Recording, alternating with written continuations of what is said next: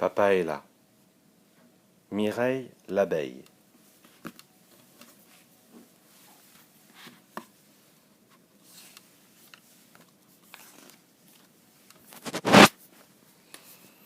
Il était une fois une abeille qui s'appelait Mireille.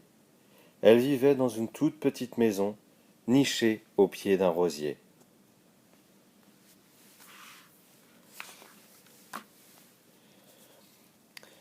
Comme chaque matin, elle agitait ses ailes et s'en allait travailler.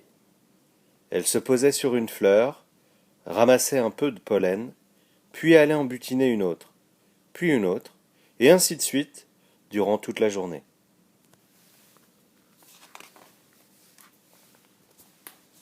Une fois rentrée chez elle, Mireille faisait de délicieux pots de miel, très parfumés, et aussi des bonbons dorés qu'elle enveloppait dans des papiers colorés.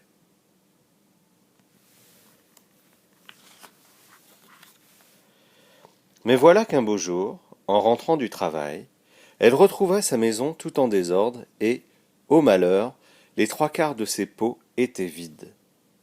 Des bonbons dorés, il ne restait plus que les papiers colorés.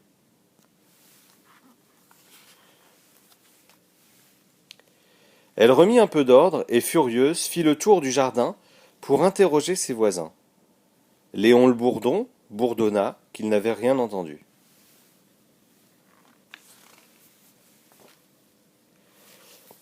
Siméon le papillon, qui papillonnait, n'avait rien vu.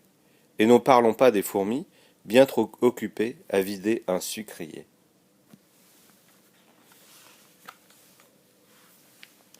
Mireille rentra donc chez elle pour se coucher et oublier un peu cette histoire. Mais devinez ce qu'elle trouva dans son lit.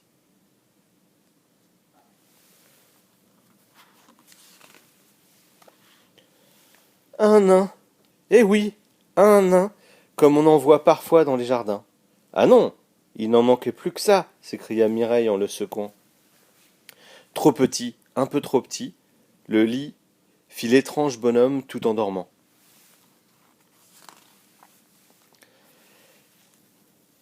Et mon miel, dit-elle en le secouant plus fort. Bon, trop bon, le miel, fit-il toujours endormi.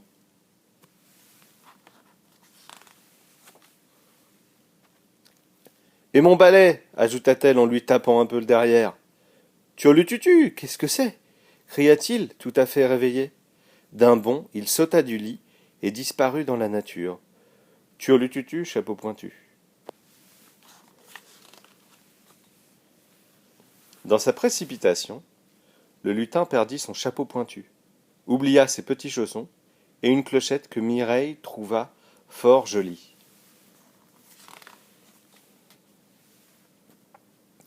Si vous voyez par hasard dans le ciel une abeille qui ressemble à un lutin, vous n'aurez pas rêvé. Et si vous trouvez dans votre jardin un très petit nain qui ressemble plus vraiment à un lutin, vous n'aurez toujours pas rêvé.